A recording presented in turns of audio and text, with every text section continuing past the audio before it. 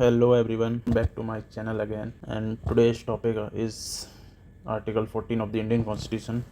So, what is Article 14 of the Indian Constitution? Article 14 of the Indian Constitution actually talks about the equality before law. That is, the state shall not deny any person what equality before law or equal protection of law where within the territory of India. Okay, that the state shall not deny any person equality before law, equal protection of law within the territory of India. That is the core mandate of Article 14 of the Indian Constitution. Now, Article 14 key elements. ठीक है, इसमें क्या आएगा? State that is defined under Article 12 of the Constitution. What is state under Article 12 of the Constitution? Under Article 12 of the Constitution, state is defined as what? Parliament, state legislature, union government, state government, local government, and any other authority under the government of India. Any other authority under the government of India or the authority that performs public function.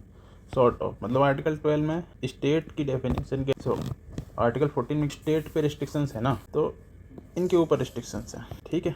So what is the objective of article 14 is to achieve equality of status among all the people in India, and it is the state's duty to ensure that the persons enjoy the right to equality without any discrimination. Okay, for that there is dual safeguard, like both the concept. There are two concepts. One is what? Equality before law, and another is equal protection of law. These both the concept is to shield everyone against the state discrimination. Okay, now the objective is what? The objective is to ensure that the person enjoy the right to equality without any discrimination. Okay, now for that there is dual concept architecture. What are this dual concept? The one is equality before law and another is equal protection of law. ठीक है, before law equal protection of law. तो basically equality before law एक negative concept है. ये negative obligations लगाता है states के ऊपर. ठीक है. Negative means like it prohibit special privileges that no one is above the law. Okay, what?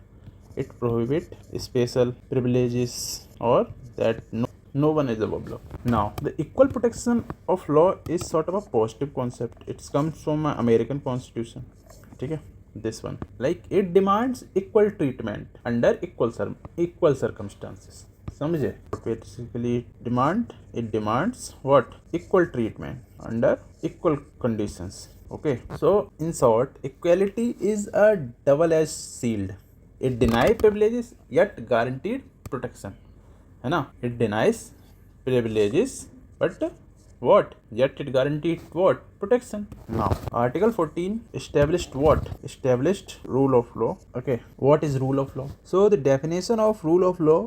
So, rule of law is a concept given by A.B. Dicey in his book The Law of Constitution. What does rule of law means? That the law is a fundamental concept that applies entirely to every citizen. Did you get it? No? Get for a minute. Rule of law means law is supreme. That is lex rex. Whether you are PM or whether you are an ordinary man, there should be an equal application of law.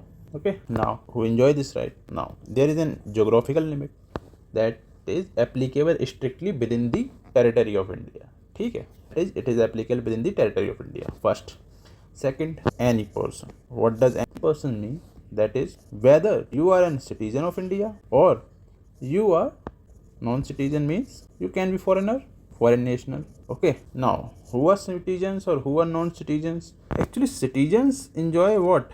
Some civil rights and some political rights, whereas non-citizens have some limited rights and restricted rights. Okay, crux of this Article 14. So that's mean that regardless of nationality, all residents have the right to equality and equal protection under the law. So basically, under Article 14, the right to equality applies unconditionally, as you have seen, because it applies to all person. Okay, spanning both natural and juristic classification. What is natural person or juristic person? Actually, natural person is someone who is a living personality, have physical existence and capacity to think and hold a significant personality. Okay, like somebody like you and me. Okay, now the juristic person is sort of a legal incorporation that is created by a human but act as a person in the eyes of law. what? It is legal incorporation that is created by humans but acts as a person in the eyes of the law. Okay, और natural person कौन होते हैं? They are the living personality having capacity to think. They have physical existence like we. Okay, so under Article 14, these both enjoy equal right under the law. Okay, equality before law. So basically, it's derived directly from English common laws. Okay, like ये British concept है. Equality before means like should we treated alike. That is, suppose there is an any individual, कोई individual है या कोई entity है, ठीक है, regardless of what high social class या फिर low income status, there is equal right to sue each other, okay, और equal liability to be sued. समझ गए? The lady of the law is blindfolded, okay, and the lady ensures that she looks only at the merit of the case and not on your bank account. Suppose there are two person like Mr. A and there is another Mr. B. This one is wealthy, ये poor है, ठीक है. Now law, the lady of law is blindfolded, ठीक है, इन दोनों का कोई case हो गया. Now the lady of law is blindfolded. She looks only at the merit of the case, ठीक है, and not like he is rich, he is poor, तो चलो poor है तो उसको उड़ा दो, ऐसा नहीं. Merit of the case पे decide होगा. समझ गए? मतलब कि equality before law, that is the absence of special privileges. ठीक है, मतलब इक्वेलिटी बिफोर लॉ में क्या है कि ये इंश्योर करता है कि that no person is entitled to get any special treatment in any form by law. मतलब कि that EBL, that is equality before law में everyone is equally guaranteed the same right and imposed with the exact same obligations. Okay, there is no special privileges are hand out here. The same rule applies to everyone. It is not that you are rich then there must be some different rule for you. If you are poor then you will be treated different in different ways. No, it's not like that. Equality before law is where the lady of the law is blindfolded and she decide on the merit of the case. If you are the culprit, it doesn't matter your status, your wealth. Now, if you are guilty, that is the every individual is subjected to the jurisdiction of ordinary court, irrespective of their rank, position. ठीक है. The case trial will take place in an ordinary court where every common man goes to get justice. There shall be no special court for holding any significant position. ठीक है, मतलब ये है यार, आप चाहे कोई भी हो, इक्वालिटी बिफोर लॉ सीधी बात करता है कि भाई यहाँ पे ना तो कोई प्रिविलेज मिलेंगे, ना ही कुछ ऐसा है कि आप अमीर हो तो आपको कुछ स्पेशल डिस्काउंट मिलेगा या आपको थोड़ा लीनियंट वे में ट्रायल किया जाएगा, ऐसा कुछ नहीं है. मतलब कि यार सिंपल सी बात है, आर्टिकल 14 के दो प्लस है. एक है इक्वालिटी बिफोर लॉ जो कि निगेटिव कॉन्सेप्ट है, क्योंकि आपने इसमें जितनी भी बातें सुनी होंगी सब नेगेटिव ही हैं. वैसे तो नेगेटिव नहीं है बट सॉर्ट ऑफ रिस्ट्रिक्शंस हैं एक तरीके से, है ना, कि there should be no special privileges, आप और like should be treated like, और फिर आप everyone is equally guaranteed the same right and imposed with this exact same obligations. तो ये चीज़ें हैं. अब चलते हैं अपने नेक्स्ट कॉन्सेप्ट पे, that is equal protection of law. यही है ना, ठीक है, जिसको शॉर्ट में लिखेंगे हम ई. ठीक है, तो EPL क्या बात करता है? पहली बात तो ये अमेरिकन कॉन्स्टिट्यूशन से लिया है, ठीक है. दूसरी, ये पॉजिटिव ऑब्लिगेशंस लगाता है स्टेट के ऊपर, ठीक है. तो EPL क्या बात करता है?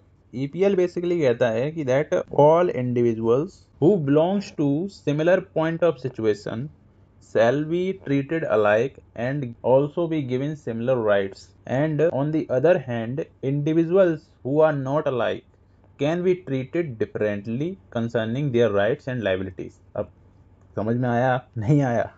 अच्छा यार सिंपल बताता हूँ. लाइक एक रियल वर्ल्ड एग्जांपल लो. Like people from the backward और schedule class are entitled to have a district protection of the law, है ना, रिजर्वेशन है ना. क्यों है बताओ? Individual in similar situation treated alike, okay, और individuals who are not alike can be treated differently. Okay, so इसका मतलब क्या हुआ? यहाँ आप अगर देख रहे हैं that individuals who are not alike can be treated differently. That means, so it basically means that those who are equals must not be considered in the same class those who are unequals. समझे?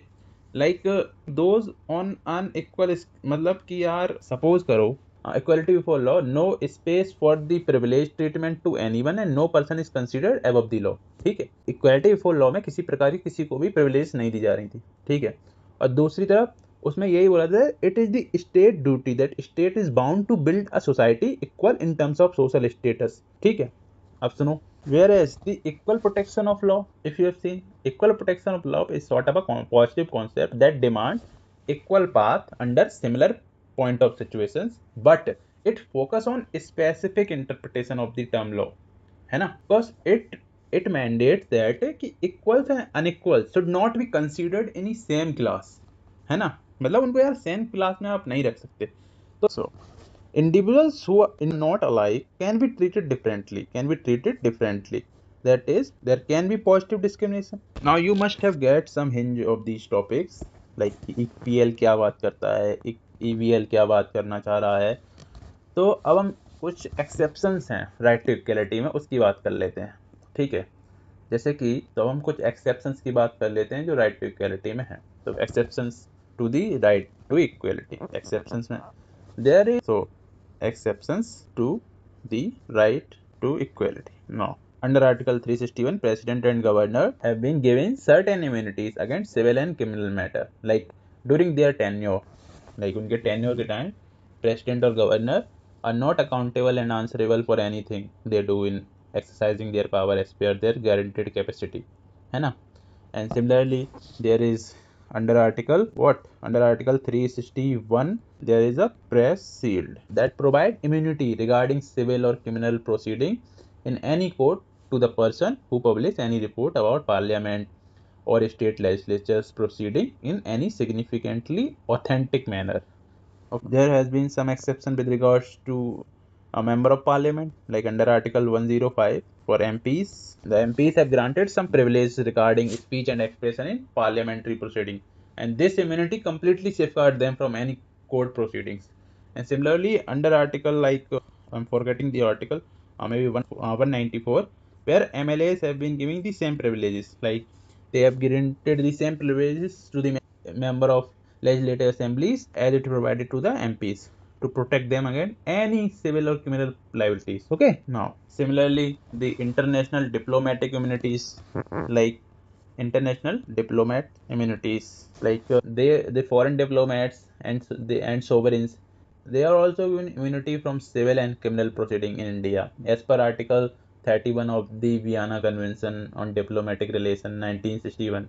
Okay, and the United Nations Organization UNO, the individual who holds any diplomatic position at the UNO are also exempted from any kind of criminal or civil proceeding within the region of India. Okay, now there is reasonable classification under Article 14. Okay, basically it is sort of an exemption to the right of equality. It does not permit all kind of legislative classification made by the state, but because it only permit classification based on the reasonable grounds. Okay, the state cannot divide people in class. However, it is allowed in exceptional circumstance where the classification object is reasonable. So, like suppose state formulate a legislative policy, policies, and it attempts to what? It attempts to classify groups, individuals based on now. It can be based on vague or arbitrary grounds. Then, if it attempt to classify or group individual, and if it is based on vague or arbitrary manner or arbitrary ground or basis, then there will be a stalemate, like it will be struck down by the courts and banned. But if it is based on what? Based on reasonable grounds, then it is allowed under exceptional circumstances permitted. The classification must have an intelligible differentia connected directly to the reasonable objective. That is, now we will read about the doctrine of what? Reasonable classification. Okay, that is in Javed versus State of Haryana case 2003. Javed versus State of Haryana. In 2003 case, in this case, the apex court emphasizes that the Article 14 of the Constitution prohibits class discrimination, but it is allowing for reasonable classification. That is what the Article 14 इस case में क्या बोला गया इस case में बोला गया कि आर्टिकल 14 ऑफ द कॉन्स्टिट्यूशन है वो प्रोहिबिट करता है क्या, prohibits class discrimination but allowing for reasonable classification. There are two condition to test whether a classification is judicially permissible and valid. So the court had laid down the two mandatory conditions which must be followed. That is, condition 1, intelligible differential. That is, the cause of distinguishing certain people from others should be the same. The cause of distinguishing certain people from others should be the same. Okay. And condition 2, rational nexus. The differentia must have a rationale to achieve the objective sought in the legislative enactment or act. What does it basically means? So basically there are two conditions. Condition 1 is intelligible differentia and the condition 2 is there must be a rational nexus. So let's see. The condition 1 explained that the reasonable classification must come under the ambit of intelligible differentia, which means the cause of distinguishing certain people from others should be the same. Okay. And the condition 2 explained that the intelligible differentia must have any rationale to achieve the objective sought in the legislative enactment or act. That means there should be a connection between the object and the classification made for seeking the object to get achieved. Now, इसका क्या मतलब था? Rational nexus linkage, that is intelligible in the visible or clear distinction made between the group of people. That ये the group of people है. So there must be a clear distinction made between the group of people. And now there is a legislative goal, the object sought by the act. There must be, like, there is an act, suppose there is an act or law. So the object sought by the act or law must have a direct connection with this, so that the rational nexus, without a real or logical linkage connecting the group to the statutory object, the classification fell apart into a unconstitutional discrimination. Did you get it? Example, like people differs in age, gender and many things. So therefore the constitution permits the state to classify person into a group and treat them differently, and provided that the classification is reasonable. समझे? Like for है ना, एक example लेते हैं. इस doctrine का मतलब क्या था? Doctrine means that the state can classify person, object और situation into different group for legislative purpose, provided that the classification is not arbitrary and has a reasonable basis. Okay. Like for example, like the means that there must be a clear distinction between whom the person included in a group or the person excluded in a group. The classification should not be arbitrary. For example, like reservation for PWDs, person with disabilities. Like intelligible differentia is, what is the intelligible differentia there? The person with disability, the PWs, the person with disability are distinguishable from the person without disability, है ना? Like normal PWDs, तो यहाँ पे एक distinction हो गया ना, clear distinction. तो यहाँ पे जो first test तो satisfy हो गया, that PWDs are distinguishable from the public with a person without disabilities. Now the second test, that is rational nexus. What does rational nexus means? Rational nexus. So there is an act. The rational nexus, the differentia must have a reasonable relation to the object sought to be achieved by the law. Like reservation for person with disability. Like like suppose there is a law for reservation for person with disability. Now the object, what is the objective of the law? The objective is to ensure equal opportunities to these people also. Now there is a connection that disability based reservation help achieve that objective, hence the rational nexus existed. Okay. So now we can take another example. For example, like takes an example of women. Like women undergo what? Women undergo pregnancy. They undergo pregnancy. So we can easily distinguish between the women and men. So because they undergo pregnancy now. So there is an intelligible difference here. Now there is a maternity health benefit act sort of thing. And so now the objective is to protect maternal health. So now that established a rational nexus. So it is a reasonable classification. Similarly, if we take another example, suppose the Child Labor Prohibition Act.